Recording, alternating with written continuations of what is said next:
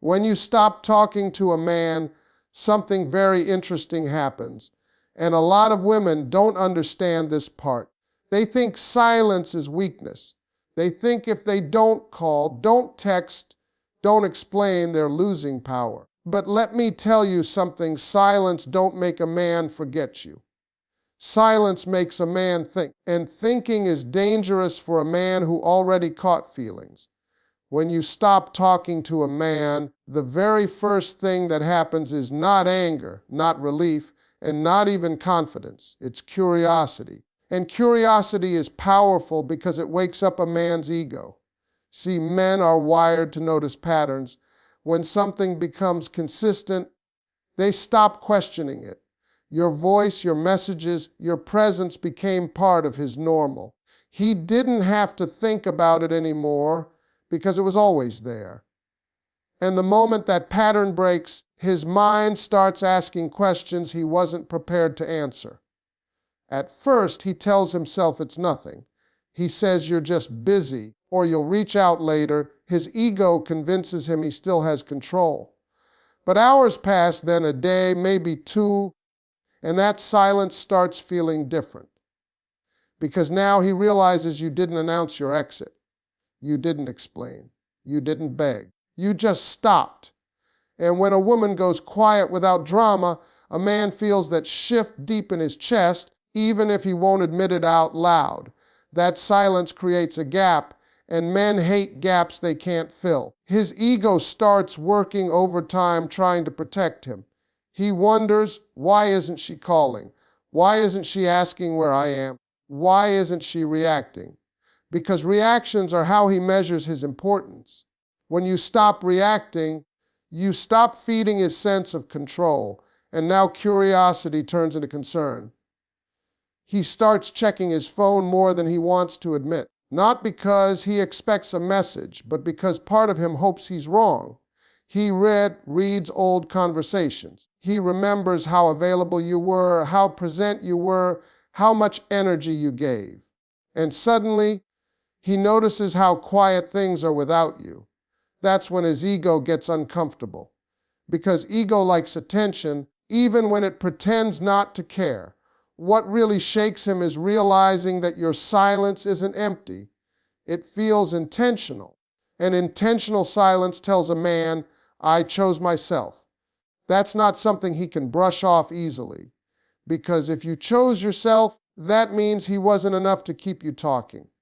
And no man likes feeling replaceable, especially by peace. Curiosity grows because he doesn't know what you're doing. Are you happy? Are you calm? Are you talking to someone else? Silence gives him no answers, and no answers force him to imagine. And imagination is dangerous because now he's picturing you smiling without him, moving forward without him, living without waiting on him. That image does more damage than any argument ever could. This is when his ego flips from confidence to insecurity. He starts wondering if he misjudged you, if he underestimated how strong you were, if he assumed you'd always be there. Because a woman who stops talking without warning shows emotional maturity, and that scares a man who was taking her presence for granted. And here's the truth most people don't say out loud. Silence doesn't chase a man away, it pulls him toward reflection. Talking gives comfort. Silence demands awareness. And once his ego realizes it can't control your attention anymore, it hands the situation over to his feelings. That's when curiosity becomes obsession, not because you disappeared, but because you left with dignity. When you stop talking to a man, the distance doesn't just create space between you and him, it creates an emotional vacuum. And that vacuum forces him to feel something he's been avoiding. See, while you were there, while you were talking, listening, encouraging and checking in, you were quietly filling emotional gaps in his life. You became the place where his stress went, where his doubts softened, where his ego felt safe. He may not have labeled it that way, but he felt it. And when you step back, that comfort disappears all at once. At first, he doesn't connect the feeling to you. He just feels off. His day feels heavier. Conversations feel shorter. Things that used to relax him don't hit the same anymore, and he can't figure out why. That's because emotional support isn't loud. It doesn't announce itself. It shows up in presence. So when that presence is gone, the absence feels bigger than he expected. That's when he starts noticing how often he used to reach for you without thinking. Not always to talk about something serious, sometimes just to share a thought, a joke, a moment. Now there's no one to send that to, and men aren't great at sitting with unprocessed emotions. When that outlet disappears, everything he pushed aside starts bubbling up. Distance forces him to sit with his own feelings.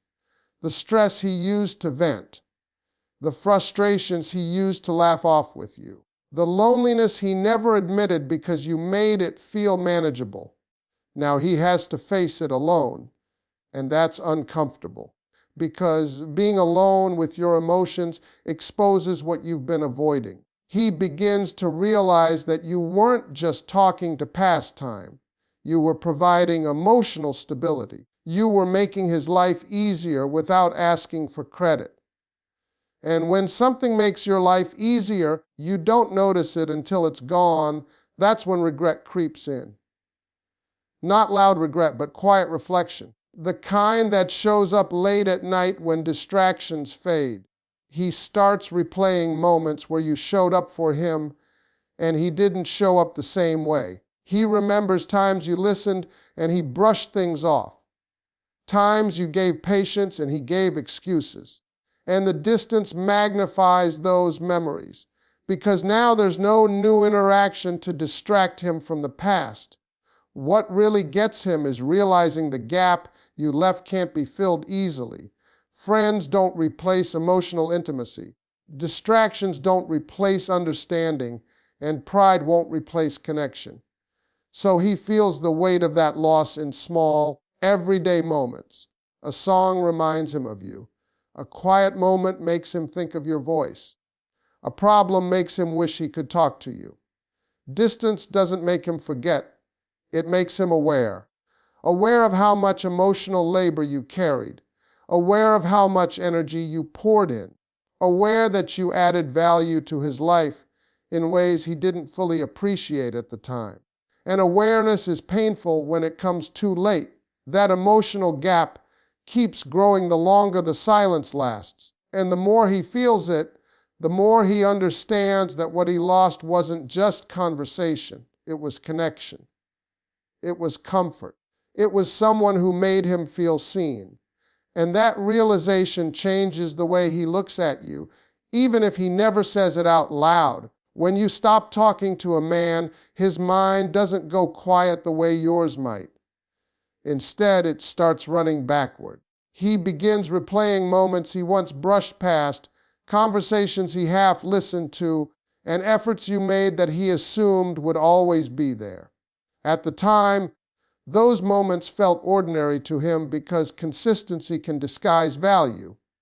When something shows up every day, people stop recognizing it as special. They start expecting it. And expectation is where appreciation often disappears. Now that the silence is there, the memories come back with weight. He remembers how you checked in when no one else did, how you noticed small changes in his mood, how you stayed patient when he was distant. Those things didn't register as significant when they were happening. They felt automatic, like background noise. But when the noise stops, the quiet becomes impossible to ignore. He starts asking himself questions he never bothered to ask before. Was she always this understanding? Did I really listen when she talked? Did I assume she'd stay, no matter how little I gave back? These questions don't come from guilt at first, they come from confusion. Because in his mind, things weren't bad, and men often mistake the absence of conflict for the presence of happiness. The more he replays the past, the more he notices imbalance. He sees how often you adjusted, how often you waited, how often you gave without demanding much in return. And that realization is uncomfortable because it challenges the version of himself he prefers to believe in. Nobody likes realizing they benefited from someone else's effort without matching it. He also remembers the warnings he didn't take seriously, the moments you pulled back slightly, the times your tone changed, the silence that came before the final silence. At the time, he assumed you'd bounce back like you always did. But now he understands those were signs, not moods. And recognizing that too late creates a specific kind of regret, the kind that sits quietly and doesn't ask for forgiveness, because it doesn't know if it deserves it. As he keeps replaying the past, he starts rewriting the narrative in his head. He remembers you as stronger than he gave you credit for, more independent, more valuable. Not because you told him, but because you walked away without trying to convince him. That shift changes how he sees you. Silence reframes the story. It turns you from someone who was always available into someone who chose herself.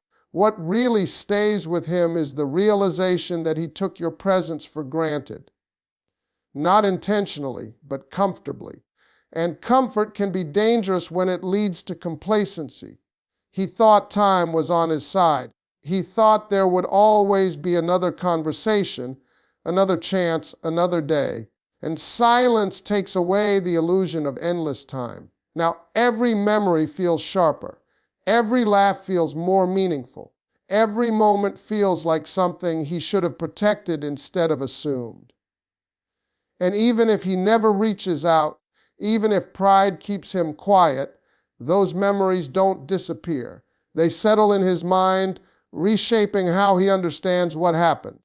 Because when you stop talking, you don't erase yourself from his life. You become a reference point, a reminder of what it felt like to be supported, understood, and accepted. And once a man recognizes that he had something real and let it slip through his hands, that awareness stays with him far longer than any argument ever could. When you stop talking to a man, the next thing that shows up is a quiet battle inside him, a battle between his pride and his feelings. On the outside, he may look calm, unbothered, even confident, but internally something shifts. Pride tells him to stay silent, to wait, to prove he's not affected. Feelings, on the other hand, keep reminding him of you. And that tension creates restlessness, because holding back what you feel takes more energy than expressing it. At first, his pride is loud. It convinces him that reaching out would make him look weak. That silence is a power move. That if you wanted to talk, you would. He tells himself stories to protect his ego. But feelings don't disappear just because pride tells them to. They show up in unexpected moments, when he's alone, when distractions fade, when there's no one to perform strength for. He starts catching himself thinking about you at random times. Not just missing you, but wondering if you miss him. And that's where pride begins to crack, because pride wants control, and wondering gives control away. The moment he starts questioning your absence, he's already losing the internal fight. He replays conversations in his head, trying to figure out if he said something wrong, if he ignored something important, if he assumed too much. Pride hates self-examination, but silence forces it. With no new interactions to focus on, his mind turns inward. And that's uncomfortable for a man who prefers action over reflection. What makes it harder is the realization that you didn't fight for attention. You didn't chase clarity. You didn't demand explanations. You simply stepped back. And that kind of restraint is powerful because it removes his ability to frame the situation in his favor. He can't say you were dramatic or needy. All he has is the truth and the space to think about it. As days pass, feelings gain ground. He starts missing not just you, but how you made him feel about himself, accepted, valued, understood.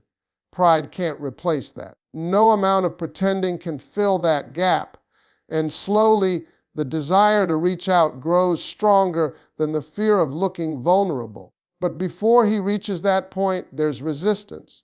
He waits, hoping you'll break first, hoping your silence is temporary, hoping he won't have to make the first move.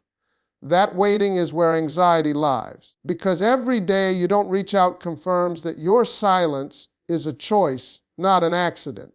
Eventually, pride gets tired. It always does. Feelings are persistent. They don't shout, but they don't leave either. And when feelings win, his perspective changes. He stops asking who has the upper hand and starts asking whether he lost something meaningful. This internal struggle reshapes how he sees you. You're no longer someone who is always there. You become someone who knows her worth, someone who doesn't beg for attention, someone whose absence speaks louder than her presence ever did. And once a man reaches that realization, it doesn't matter if he acts on it or not. The balance has already shifted inside him. When you stop talking to a man, one of the first things he does is test the silence, not immediately and not always directly, but in small, careful ways. He wants to know if he still matters to you. Because attention is how many men measure their importance, and your silence removes that measurement. It leaves him unsure, and uncertainty is uncomfortable. At first, the test is subtle. He might, like an old photo, watch your story the moment you post it, or find a reason to ask something unnecessary. These aren't accidents, they're feelers. He's checking to see if the door is still open, if you'll respond the way you used to, if the connection is still available on demand. And when you don't react the same, it unsettles him. If the subtle tests don't work, he becomes more obvious. A random message, a casual question, something that doesn't require vulnerability. Because he's not reaching out to pour his heart out yet, he's reaching out to protect his ego. He wants reassurance without admitting he needs it. And how you respond or don't respond tells him everything. When you stay calm, short or quiet, it sends a clear message. It says you're not waiting. It says your world didn't stop. And that realization forces him to reassess his place in your life.